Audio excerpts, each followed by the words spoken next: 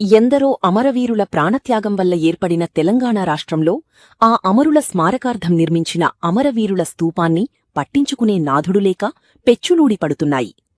కుమ్రంభీం ఆసిఫాబాద్ జిల్లా కేంద్రంలోని చిల్డ్రన్ పార్క్లో గల అమరవీరుల స్తూపం టైల్స్ ఊడిపోయి పెచ్చులు ఊడుతున్నాయి. రాష్ట్ర ఆవిర్భావ వేడుకలకు, స్వాతంత్ర దినోత్సవ వేడుకలకు నివాళులర్పించి చేతులు దులుపుకోవడం తప్ప పట్టించుకునే నాథుడు కరువయ్యారని విమర్శలు వినిపిస్తున్నాయి.